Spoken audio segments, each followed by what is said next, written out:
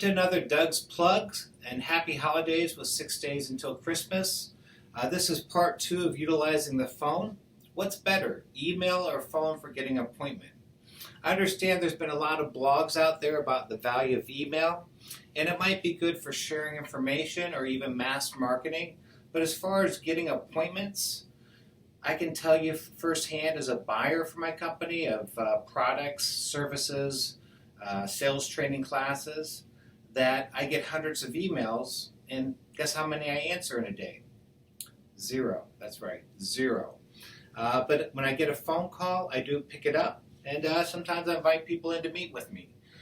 So keep that in mind. That's why the phone's so valuable, is it creates an emotional connection with your client and helps you with prospecting and getting appointments. Because of that, you want to be smiling when on the phone. You want to engage the client, get them involved, ask them questions. A lot of people criticize me for this, but I always like to ask customers, did I catch you at a bad time?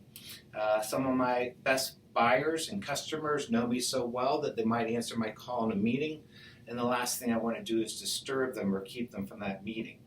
And if they did say, yeah, it's a bad time, I'll say, when's a better time to call you back? If it's a newer prospect or requalify their job title, I understand you're in charge of maintenance, or I understand you're in charge of corrosion. Is that still accurate? Great, I specialize in helping, and then that's where you can deliver your value proposition. So that will keep the customer involved, and although I will send quotes via email, I still like to give a quote in person because, again, I can see them, I can read them.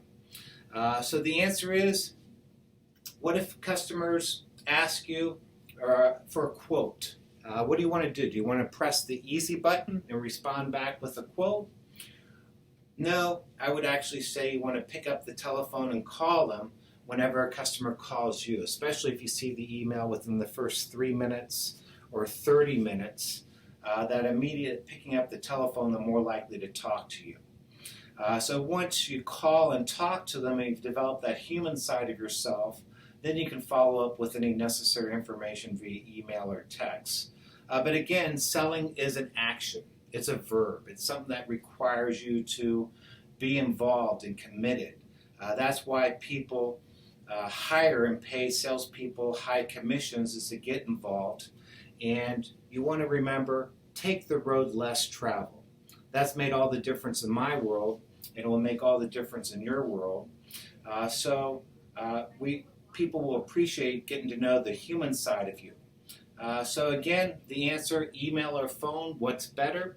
In my opinion, you always want to smile and dial, so pick up that telephone and get involved with your clients.